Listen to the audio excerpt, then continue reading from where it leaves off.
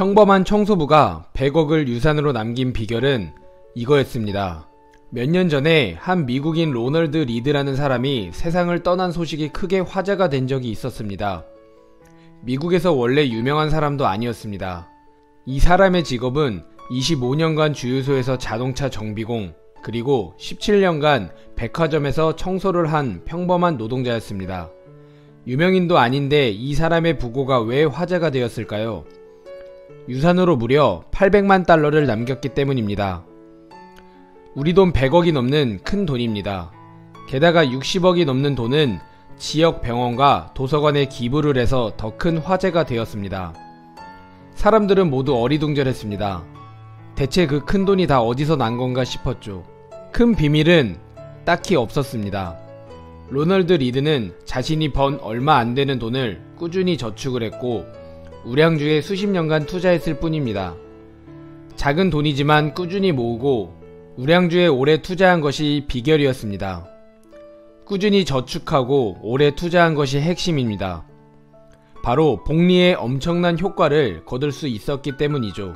100억 부자 청소부 할아버지의 이야기는 모건 하우절의 돈의 심리학이라는 책에서 나온 일화입니다. 투자자라면 마땅히 갖춰야 할 마음가짐에 대한 책입니다. 투자는 실력보다 마음가짐이 더 중요합니다. 투자자라면 꼭 한번 이 영상을 끝까지 시청해 주시기 바랍니다. 로널드 리드의 투자 성공 비결 중 하나는 과도한 리스크를 지지 않는다는 점입니다. 자신이 모르는 분야나 회사에 투자하지 않고 많이 들어서 알고 있는 우량한 회사에만 투자한다는 것입니다. 자신이 즐겨 먹던 잼을 만드는 회사 스미커, 약 만드는 회사 존슨앤존슨, 일상용품을 만드는 P&G 같은 누구나 아는 우량하고 배당금을 잘 주는 회사들입니다. 리스크가 낮은 투자였기 때문에 오래 투자하면서 복리 수익이 안정적으로 불어날 수 있었던 것이었죠. 현명한 투자자로 유명한 투자의 그루 벤저민 그레이엄 들어보셨나요? 그레이엄의 수익 중 가장 큰 부분은 보험회사 가이코 덕입니다. 그런데 사실 가이코 투자는 그레이엄이 안전마진을 중시하는 투자 원칙에 어울리지 않는 과감한 투자였습니다. 리스크가 큰 투자였다는 말입니다. 그레이엄은 그 스스로도 이 투자에 대해 이렇게 말했습니다. 어쩌다 한번 운이 좋았을까? 아니면 대단히 기만한 의사결정이었을까? 우리가 과연 두 가지를 구분할 수 있을까? 이 투자는 결과적으로 성공적인 투자였지만 만약 실패했다면 무모한 투자로 평가받았을 것입니다. 이렇게 행운과 리스크는 구분하기 어렵습니다. 행운 뒤에 숨겨진 리스크를 항상 생각하며 투자해야 합니다. 리스크로 무너질 가능성을 항상 생각해야 되는 것이지요. 리스크를 과소평가하면 안됩니다. 저자는 워런 버핏에 대해서 이렇게 말합니다. 워렌 버핏의 성공 투자를 흉내내기 어려운 이유는 결과가 그토록 극단적이면 그의 한평생 성과에 행운이 크게 작용했을 가능성이 매우 높기 때문이다. 워렌 버핏이 훌륭한 투자자인 건 맞습니다. 하지만 여러 행운도 있었죠. 유복한 집안에서 태어났고 대학에서는 벤저민 그레이엄이라는 훌륭한 스승을 만났습니다. 미국의 고도 성장기에 투자할 수 있는 행운까지 주어집니다. 이렇게 행운이 겹쳐져서 역사상 최고의 투자자가 된 측면도 있습니다. 이미 크게 성공한 사람들이 무리한 사업에 뛰어들었다가 실패하고 뇌물 사건이나 비리에 연루되는 사건이 심심찮게 일어납니다. 굳이 그렇게 무리한 사업을 벌이거나 부정한 일에 손대지 않아도 문제없이 잘 살 수 있는데 왜 이렇게 무모한 욕심을 부릴까요? 충분함을 느끼지 못하기 때문이죠. 계속 더 가지려고 합니다. 나보다 더 많이 가진 사람과 비교하며 자꾸 더 가지려 합니다. 계속해서 더 많은 리스크를 짊어집니다. 결국 그 리스크에 잡아먹히는 것입니다. 이렇게 멈추지 못하고 폭주하다가 결국 추락하는 부자들이 많이 있습니다. 부자가 되기보단 부자로 남는 것이 더 어려운 것이지요. 부자로 남으려면 이제 충분히 가졌다는 사실을 깨닫고 멈출 줄도 알아야 합니다. 리스크를 줄일 줄도 알아야 합니다.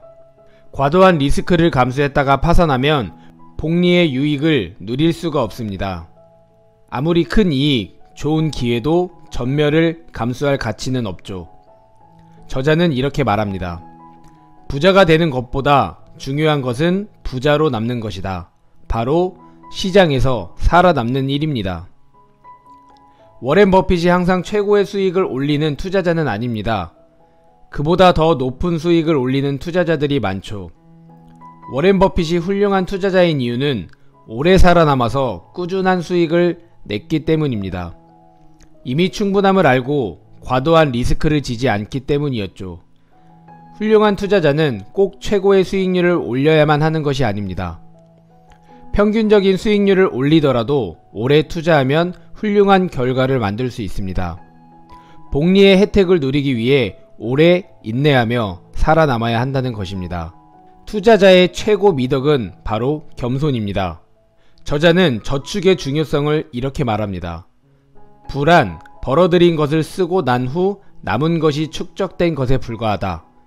소득이 높지 않아도 부를 쌓을 수 있지만 저축률이 높지 않고서는 부를 쌓을 가능성이 전혀 없다. 소비를 늘릴 것이 아니라 저축을 늘려서 투자금 자체를 늘려야 합니다. 남이 나를 어떻게 볼지 신경 쓰며 소비를 늘려봐야 사람들은 나를 우러러보는 것이 아니죠. 그저 그 물건을 바라볼 뿐입니다. 좋은 차에서 내렸을 때 사람들은 운전자가 아니라 차를 바라볼 뿐이죠. 재무 상태를 성공적으로 유지하는 사람들 중에는 남들이 나에 대해 어떻게 생각하는지 눈꼽만큼도 신경 쓰지 않는 경우가 많다. 남들이 나를 어떻게 생각하는지에 신경을 덜 쓰면 욕망도 줄어듭니다. 여러 번 언급했듯 돈은 금융보다 심리와 더 많이 연관되어 있습니다. 겸손하게 현금을 준비해야 합니다. 예상하지 못한 상황에 대한 대비가 있어야 한다는 것이지요. 살다 보면 갑자기 돈이 필요해지는 상황이 생기기 마련입니다. 저자는 총 자산의 20%를 현금으로 유지한다고 합니다. 현금이 있으면 투자에 실패해도 완전히 망할 위험을 줄여줍니다. 마음의 여유도 생겨서 장기적인 투자에 더 유리합니다. 버핏은 이렇게 말합니다. 저는 언제나 충분한 정도 이상의 현금을 가지고 버크셔 해서웨이를 경영하겠다고 맹세해왔습니다.